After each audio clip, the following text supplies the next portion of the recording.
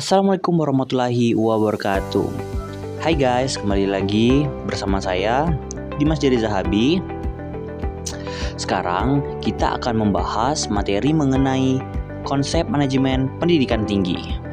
Nah, apa saja sih struktur-strukturnya dan apa saja sih konsep-konsep yang ada di manajemen pendidikan tinggi ini? Oke, baik, mari kita bahas yang pertama. Tunggu dulu, sebelum kita membahasnya, mari kita meneliti bahasan apa yang akan kita kaji nanti. Baiklah, bahasan yang dikaji itu yang pertama ada konsep dasar pendidikan tinggi dan perguruan tinggi. Yang kedua itu ada penyelenggaraan pendidikan tinggi. Yang ketiga itu ada manajemen perguruan tinggi. Yang keempat dimensi makna perguruan tinggi. Dan ada juga dimensi makna perguruan tinggi serta perguruan tinggi dan tantangan globalisasi. Baiklah, itu saja bahasan yang kita akan kaji nanti. Sekarang baik, kita akan mulai ke materi yang pertama. Nah, di materi yang pertama kita akan membahas mengenai konsep dasar pendidikan tinggi dan perguruan tinggi. Nah, konsep pendidikan tinggi menurut Indrajit dan Djoko Pranoto, pendidikan tinggi itu terdiri atas pendidikan akademik dan pendidikan profesional.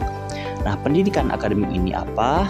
Pendidikan akademik ini merupakan pendidikan yang diarahkan terutama pada penguasaan ilmu pengetahuan, sedangkan pendidikan profesional atau pendidikan profesional merupakan pendidikan yang diarahkan terutama pada kesiapan penerapan keahlian tertentu. Gitu teman-teman. Nah, selain daripada itu ada lagi konsepnya. Konsep perguruan tinggi dapat berbentuk akademi, politeknik, sekolah tinggi, institut, dan universitas. Pengertian dari masing-masing satuan ini adalah akademi atau penyelenggaraan suatu program yang bersifat akademik maupun non-akademik.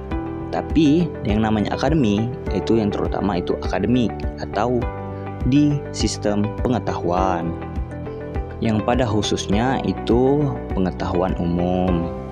Nah, yang kedua itu ada politeknik. Nah, politeknik ini adalah penyelenggaraan pendidikan profesional pada beberapa bidang khusus.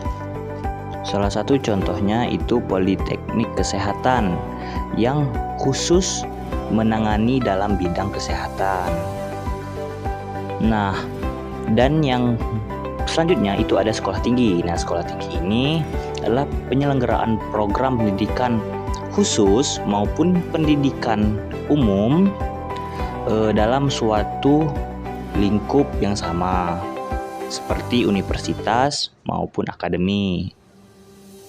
Nah, yang keempat itu ada institut. Nah, institut ini adalah penyelenggaraan program pengetahuan umum maupun pengetahuan khusus, ya hampir sama seperti sekolah tinggi tadi, tapi dalam beberapa bidang, yaitu seperti kesenian, disiplin dalam bidang teknologi maupun pengetahuan lain. Nah, yang terakhir itu universitas. Nah, universitas ini hampir sama dengan yang saya jelaskan sebelumnya, yaitu suatu penyelenggaraan program pendidikan khusus maupun pendidikan pengetahuan umum dalam bidang kesenian, teknologi, dan lain-lain. Baiklah, sekarang kita masuk ke dalam penyelenggaraan pendidikan tinggi.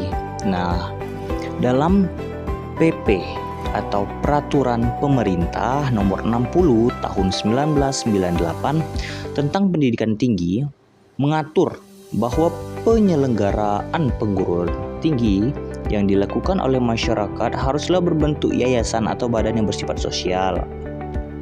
Pedoman pengelolaan perguruan tinggi terdiri atas dua, yaitu yuridis atau hukum, dan dua itu teori-teori dan ilmu. Setelah kita membahas tentang penyelenggaraan pendidikan tinggi tadi, ada yang namanya manajemen perguruan tinggi. Nah, menurut pakar Indrajit dan Djoko Pranoto, ada beberapa aplikasi fungsi manajemen umum dalam manajemen perguruan tinggi, yaitu diantaranya yang pertama ada perencanaan, pengorganisasian, penggerakan atau actuating, dan yang keempat itu ada pengawasan. materi yang terakhir kita akan bahas yaitu mengenai dimensi makna perguruan tinggi. Nah, ada banyak berbagai macam dimensi dari perguruan tinggi. Di antaranya itu ada 5. Yang pertama itu dimensi etis, yang kedua dimensi keilmuan, yang ketiga dimensi pendidikan, yang keempat dimensi sosial, dan yang kelima itu ada dimensi korporasi. Baik, ada tambahan materi dari perguruan tinggi dan tantangan globalisasi. Globalisasi itu sangat berpengaruh loh pada semua tingkah laku manusia dan sangat berdampak dalam tingkatan berbeda pada budaya, masyarakat, dan manusia. Nah, di sini ada 4 aspek globalisasi, yaitu diantaranya ada perdagangan, pergerakan modal, pergerakan orang, serta penyebaran ilmu pengetahuan dan teknologi. Para pakar berpendapat, menurut Atkinson, ada 3 aspek menurutnya, yaitu diantaranya teknologi informasi dan komunikasi, yang kedua dalam lingkungan baru, yang ketiga universitas sudah tidak memonopoli produksi ilmu pengetahuan. Nah, dari ketiga aspek tersebut, dengan demikian kita dapat simpulkan di perguruan tinggi itu banyak dampak yang perlu diantisipasi dan tantangan yang perlu untuk dihadapi. Di antaranya ada 3 juga, yaitu pertama tantangan pada pengelolaan, tantangan pada proses belajar mengajar, dan tantangan pada pendidikan nilai. Nah, mungkin dari itu saja yang dapat saya sampaikan. Kita sudah membahas mengenai dari materi pertama hingga ke materi terakhir. Nah, mungkin teman-teman ada yang kurang paham. Nah, kalau ada yang kurang paham, silahkan teman-teman membahas materi dari awal kembali.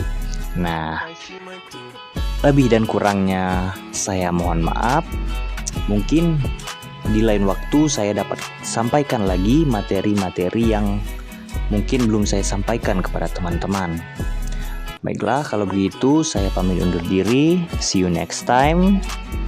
Wabillahi taufiq wal hidayah. Wassalamualaikum warahmatullahi wabarakatuh.